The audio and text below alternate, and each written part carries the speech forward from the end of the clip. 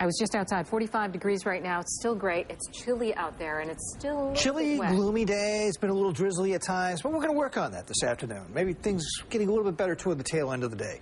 Let's take it down to the southern tier, though, at Olean right now, and a cloudy day in progress across the city area down there. This webcam shot brought to us by the Chamber of Commerce down in the city of Olean, and at least the streets are starting to dry up. That's a good sign, but it's been pretty foggy, at least in some spots this morning. In fact, the visibility is still kind of socked in some spots. Let's take a peek at the satellite view here, and we're looking at a thin veil of clouds still across the area. These are low clouds, though. We're going to have a tough time breaking these up this afternoon. It's possible that later this afternoon there might be a little bit of this drying up across Ontario here, working southward, so we might see a few breaks. Best chance of that is probably going to be up toward the Lake Ontario shoreline, and maybe a few odd breaks even down here to the south, but a fair amount of high cloudiness is already streaking in now from out of the west in advance of the next storm system. Well, visibility is still reduced in some spots. Look at this at noontime, still down to about 3/4 of a mile here at Wellsville, about 1 3/4 miles by the lakeshore at Dunkirk. So still some foggy spots, but that fog should lift this afternoon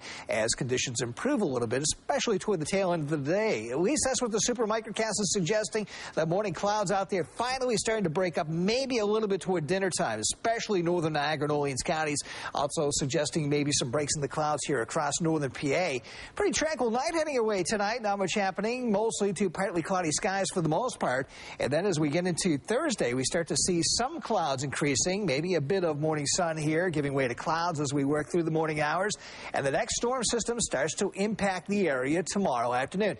Similar type situation as to what we had around here yesterday, though. Some dry air in place may slow down the progress of this rainfall into the area, but eventually mid to late afternoon we'll have rain breaking out, maybe some thunderstorms, a fairly soggy evening shaping up again tomorrow night, and then that starts to scatter out as we get into Friday morning. Eventually some of that drying from the west heads our way Friday afternoon. Satellite and radar picture. Here's that storm, the next one on the way in the midsection of the Ohio Valley right now.